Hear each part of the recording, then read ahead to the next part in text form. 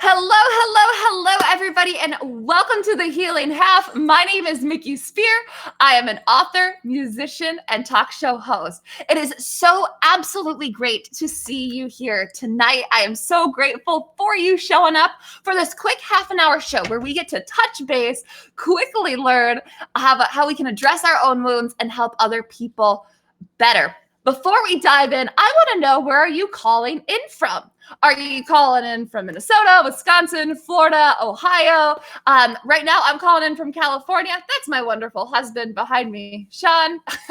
He's heading out to take our dogs for a walk.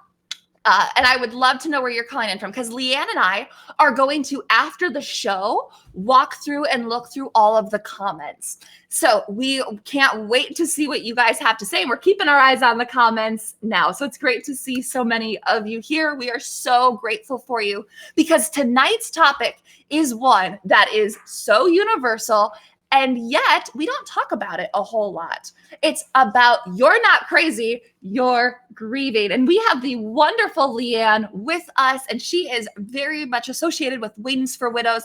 I'll let her talk all about that here in a second. But I just wanted to let you guys know I am so grateful that you are here. Can anybody tell me, what is this weekend?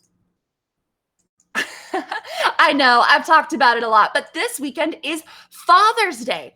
So as you probably have guessed, I have talked a lot about fatherless Father's Day cards, but I really wanted to stress this just one more time, especially since we're hearing from a fantastic widow tonight, that Father's Day can be hard for so many people. It can be hard for the bereaved people who have lost their dad. No matter how long ago, you're still going to miss a good dad. That's how it goes. But also the widows, also the bereaved fathers. And Zazzle, which houses my cards, has a sale going on, 15% off, and you can get it in 2 days. I think it's like something like that. You would get it before Father's Day. So tonight is kind of really your last chance to move forward if you want to make sure you have them before this weekend. So if you haven't yet, head on over, click on the link in the section, or head to my website, mickyspear.com, sign up for my email list, and I'll make sure you have all of this information in your inbox. So before we jump into Liane's story, I just wanted to introduce myself one more time in case any of you are new. When I was 13, my mom, Amy, passed away from cancer. I spent the better part of a decade pretending I was fine, trying to convince the world around me that I was fine. And eventually things were crashing down all around me. I was struggling to focus in school, which we're going to talk a little bit about focus tonight. That's for sure. My relationships, I was irritable. I was super anxious. I would cry at the drop of a hat, which not even grief related stuff. And eventually I realized I had to start processing my traumatic loss. And it was hard for me to own that title. I didn't like that title. I didn't want to be a kid whose mom died, right? Just like you didn't want to lose your person. But we have to own it. So now that I know the power of counseling, I know the power of community and the power of going through our grief, I wanted to inspire other people to do the same. So that's what the Healing Half is all about. It's a quick show. I cannot wait for you guys to hear what Liane has to say. So without further ado, let's just jump on in, and be sure to be active in the chat, because Liane's got some great questions for you guys coming. Liane, welcome to the show. Hi. Thank you so much, Mickey. It's really great to be here. I really appreciate it.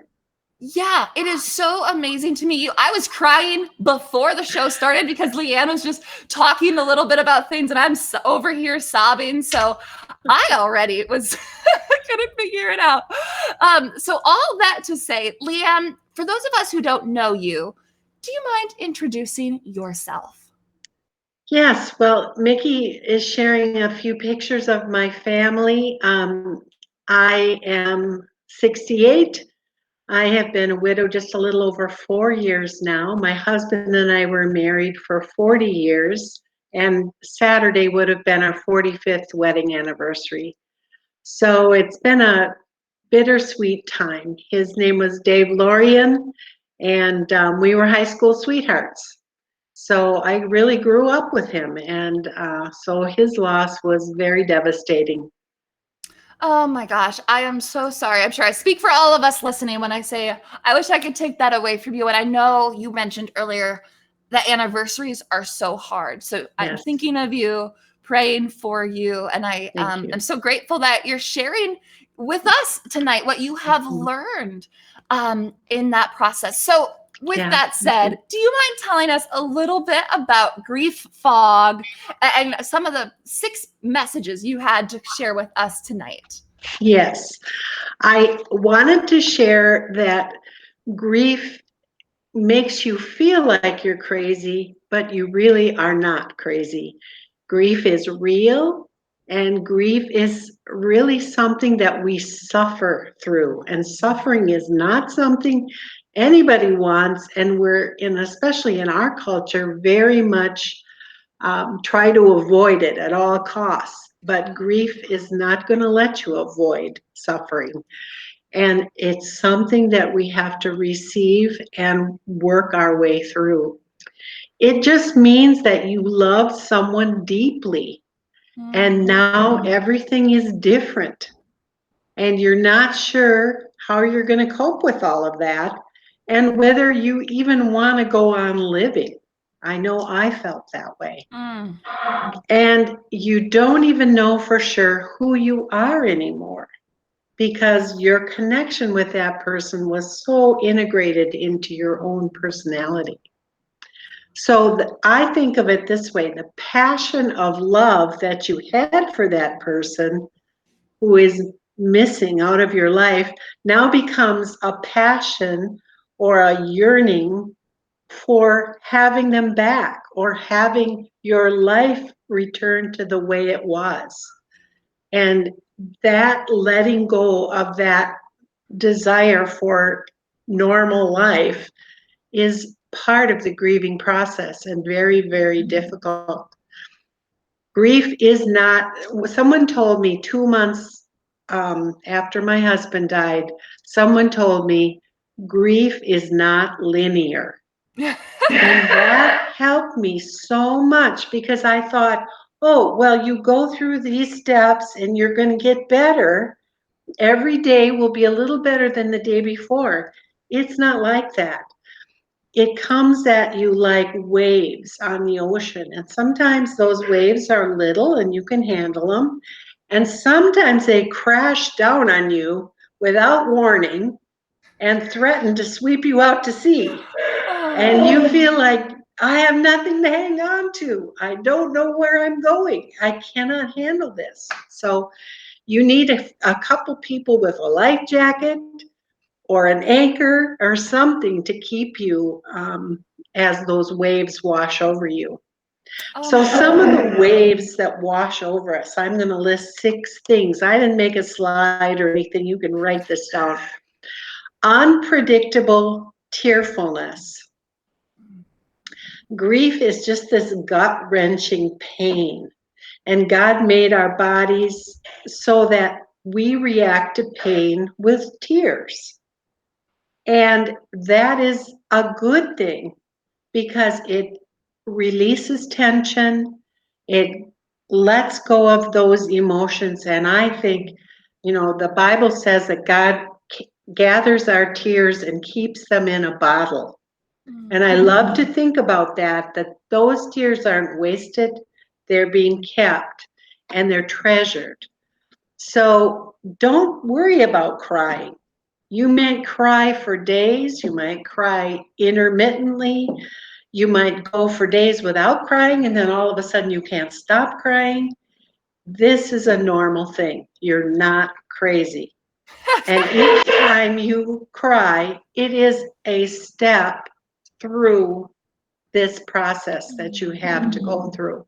And I love that point. Oh, I'm echoing really bad behind you. One sec, I'm just gonna mute you while I talk because then my echo, for some reason, is echoing big behind you. But I was just saying, for me personally, that was huge. Like I cried so much, and I know so much of that was unprocessed grief, but a lot, like you said, like a lot of it was like, what is wrong with me? And I ultimately, I just felt like my cup was just overflowing so much that the slightest inconvenient drop pushed me over the edge.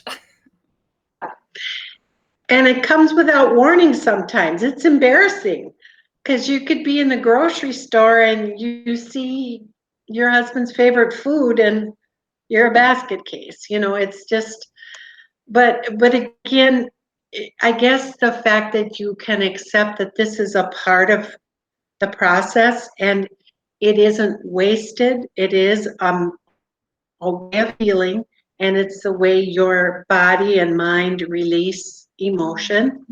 Those are all good things and things you want to do. So the second thing is apathy. You can react to grief feeling like you're just walking through quicksand, or you might simply feel like you don't care about anything anymore. You just could care less.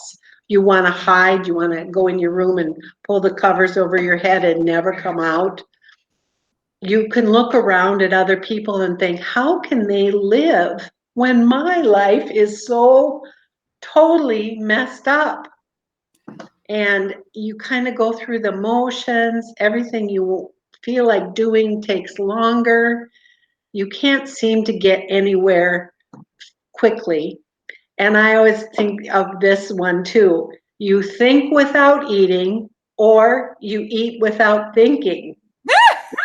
So I know some people who completely forgot to eat, and other people are just like eating, and completely forgetting that they've eaten. So that's kind of that strange, like foggy never world that you're in, and mainly it's that you just don't care. Third thing, you can be really grumpy, crabby. Even the most chill person, when they're grieving, can be very crabby. It feels like, your skin is raw. Your emotions are raw. And if someone just pushes the wrong button, you're just all over them. And that's not you. But somehow that's the way you process this tremendous sadness that you feel. And I think what's such a good point about that is like, we're thinking, of course, if we're grieving, this is good to know, like, I'm not crazy. But also, like, when somebody you love is grieving and perhaps you're at a better place and maybe they just snap at you and you're like, whoa, where did that come from? This is good stuff for us to keep in mind as community members. Like, oh, this is what they're probably going through. Don't take it personally. This is not the time to have a rational conversation. If that really hurt my feelings, when let it go. Let it go. That's what I said in my notes here. Just give yourself grace and give that person grace for a long time. It can take a long time to work through that. And they're not themselves. And I was talking with a friend today about that. She felt the same way. It took me 2 years before I felt like myself again. Wow. And all of a sudden one day I thought, you know what? I feel like myself again. And it wasn't, it really can take a long time. It's sad when family members or friends say, oh, well, you've moved on now. You're doing great. Well, that's the face that someone puts on. It isn't the real them. So give them grace and patience as they work through this. And they may, like I said before, they may take 2 steps forward and 1 step back. And you don't know what they're dealing with. So give them patience, give them love, acceptance. Those are the things that you can really help with. A fourth thing that I wanted to address is family grief. And this is something like, as a widow, I was so absorbed in my grief that I kind of didn't think about my kids and my brothers and sisters-in-law and all the other people that are missing Dave and feeling their loss. So remember that grieving is a family affair, and everybody in the family is going to process it differently. Their emotional, it's not a cookie cutter kind of thing. So I know when my stepmother died, my dad grieved angry. He was angry at everybody, pushed everybody away. So that can happen. And it's something that you need to work through, be sensitive to it, think it through. This is not this person's personality. It's all distorted. Sleep changes. Sleep is a huge problem because number one, it's hard to sleep when you're grieving. You just lay awake thinking about things. But at the same time, grieving is physically draining. So you need sleep, but you can't sleep. Or some people just crawl in bed and won't get out. They want to sleep all the time because they don't want to face the reality of what's happened. So that is something that I think is best addressed by your doctor. That isn't, if you're struggling with sleep or you're struggling with not sleeping, that is something that you need to talk to your doctor about. It's not something you can really fix, and you don't want to over medicate. So that's a keep in mind. Yeah, and I was going to just add to that. I know in my weekly resource email, which if you are not on that email, make sure you get on. It's mickyspear.com. It's in the comment section. I'm putting these weekly questions on that kind of tee up the show about to come. And so this week's question, which was sent out today, kind of in prep for the show tonight, was what are ways that you feel crazy? And a couple people responded back saying like, I thought I would never sleep again. Like I thought I would never get my sleep back. And I thought I was crazy. And so it's just kind of interesting that so many people can relate to that sleep. So if you're listening and you can relate to the sleep, let us know in the comments. We would love to hear that. Yeah, that's great. Now, the one I wanted to talk the most about is mental fog. And it's very much common and normal that you feel like you can't concentrate, you can't sustain any kind of, you can't read a book, you can't follow a plot of a movie, you forget conversations entirely, or things you said you do, or your calendar goes all crazy because you can't remember anything. These are the things that are so common, and for me was the hardest thing. So I did a little research on it, and I think this is fascinating, the way God made our minds. There's a part of your brain, I'm not going to get into technology here, but that reacts to severe stress with that fight or flight. We have that built into us. So your body, your brain is telling you this is a fight or flight situation when you're grieving. And it shuts down all the non-essentials. So things like memory, higher order thinking, logic, those are not needed when your body thinks your life is being threatened. Your identity is threatened. Your world has changed completely. Your brain is going to shut down and say, okay, we can't think about all this other stuff. We can only keep you alive. That's about all we can do. And that's why you can't function. It's science. So I just thought that was really freeing because that is a normal thing. And God made us that way to preserve us, to help us to be able to make it through extremely stressful times. Wow. And really quick. Yeah, sorry. go ahead. I was just going to add to that. I feel like that is such an important thing. We can be so frustrated with these symptoms, right? Like you said, this sucks. Like I forget, we can go into in a little bit like examples of what grief fog kind of looks like. And if you have them in the comments, I'd love, Liane and I would both love to hear that. But I just know when you're in those moments, I remember crying after a volleyball practice and being like, that was kind of before I really started to process everything and being like, what is happening? Like, what is going on? Like, this is terrible. I hate this. But when you think of it in the sense of like, this is my brain protecting me, like, this is a protecting mechanism, it definitely maybe offers more sympathy for ourselves and being like, wow, like, if I'm in this state, I must be going through something bad. Yeah. Yeah, it is, I think that helps to set, kind of separate the symptoms that you're feeling and start to understand that they're really physiological. And, if you are a family member of someone who's grieving, understand that and that healing takes a long time for your brain to begin to function that normal way again is a very long process.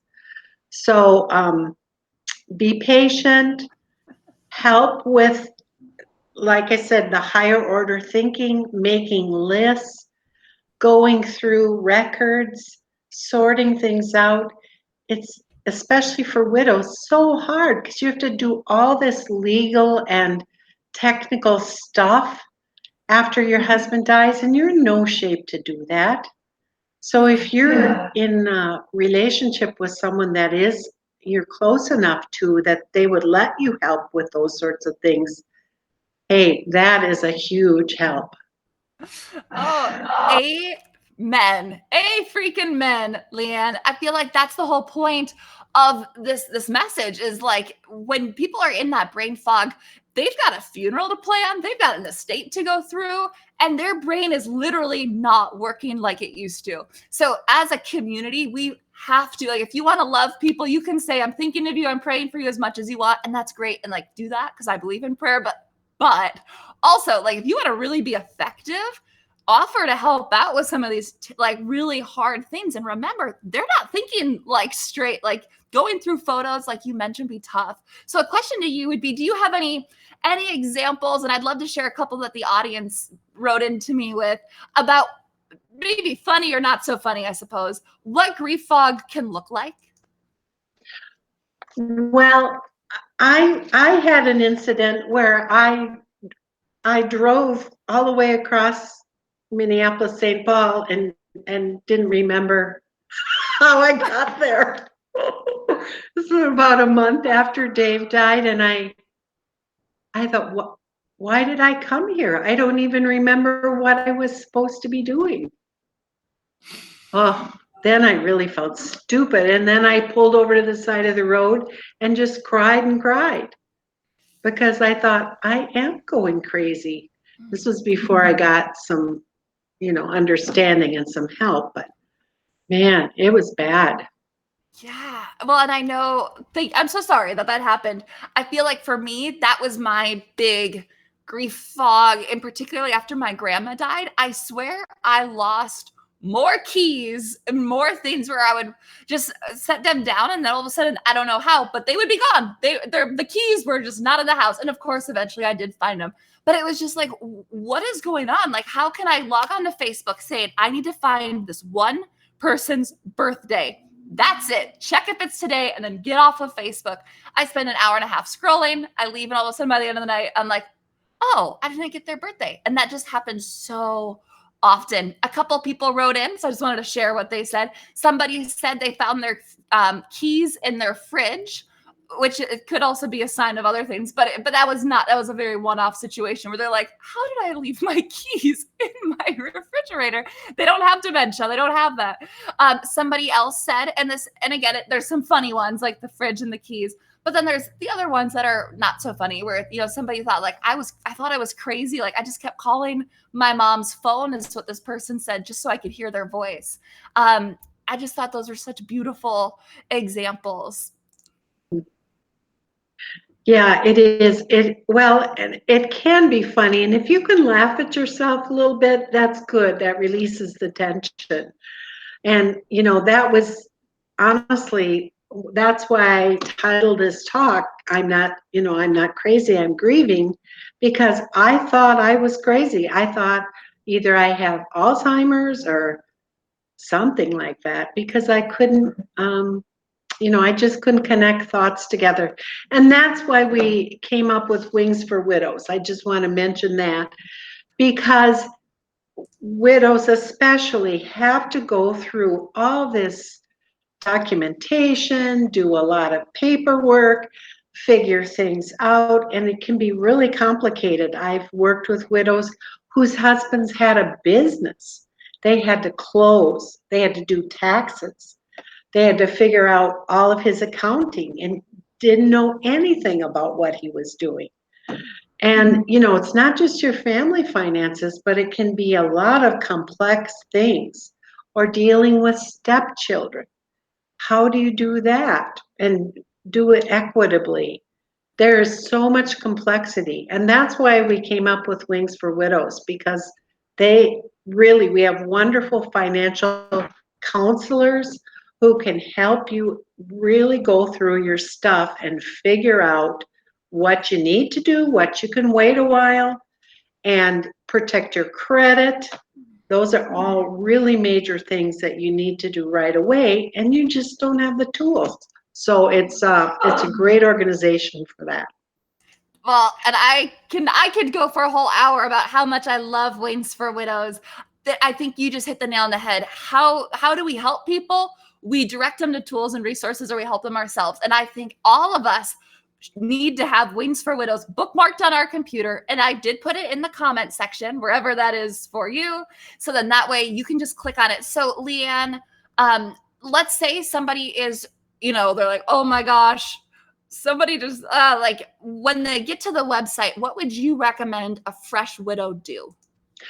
Well, the wonderful thing is there's just a ton of information there, but I know that a fresh widow is going to be daunted by that. You just don't have the capability to read through a whole big website. So one of the simplest things is there's a Get Started button. You click on that, and it's about a 20-question little quiz about the practical matters that you have to deal with after the death of a spouse. And you'll get a score, and it's anonymous. There's nobody that's going to, bother you. Just to get a score and see how are you doing. Are you doing pretty well, or do you have a lot of loose ends that you need to work on? And that's where you start. And then if you want help, we're there to help you. But you can start there without talking to anybody and just do it for your own information if you want to start there. Oh, that is so amazing. I am so grateful. I wish we could just have you talk forever about Wings for Widows. They are so fantastic. So, Liane, thank you so much for being on our show. I am so grateful for you. Do you have any closing words before I jump to My Heart Still Remembers? I love to hear you sing, so go for it, girl. Oh, well, thank you so much for being here. It is such an honor always. If you guys like Liane's speech, let her know in the comments, whether you're watching it live or as a replay. Liane, we are so grateful for you. Okay, so by request, I asked Liane, I said, hey, what song did you want to hear, if any, tonight? And she's like, you know what? I would love to hear My Heart Still Remembers. So it is my new song. If you've listened to it and you like it, let me know in the comments. I'm just going to sing the acoustic version. It is linked to my grief book, which is My Heart Still Remembers. Same title, right? And so if you haven't checked out that grief book yet, that link is in the comments too. And I just would really encourage you to do this. Liane and I are both huge advocates of leaning in, going through that tough process called grief. And we just hope between my workbook and Wings for Widows and all these other great resources, you guys can have just a lot at your disposal and at the disposal that you can share with others so that you can say, hey, I just heard this song the other day. I wanted to pass it on to you. Or, hey, I heard of this great organization. I think you might like it. This is why having a tool belt is so important, not only for ourselves, but really for others. So I hope that this song helps. So this just came out. Be sure to check it out, you guys. If you haven't yet, if you're on my email list, it'll be there. It's always there. But yeah, this is just one of my favorite songs I've ever wrote, because it really is kind of my my thesis, I think, for everything that I do and try to encourage, because I feel like the world moves on so fast. This town keeps buzzing, it looks the same. It's been a while since they've said your name. And if you want to type your person's name in the comments, I would love that, because I think that'd be so great to see, whether you're watching live as a replay, who you're missing, if you want to. Yes, I know it seems like the world has moved on, but my heart still remembers every little thing. Your eyes, your smile, your laugh, your love, the way it felt when you held me. My heart still remembers. It's where you'll always be. Your spirit pulses through my veins with every new heartbeat. Sometimes the pain goes from flames down to embers, but my heart still remembers.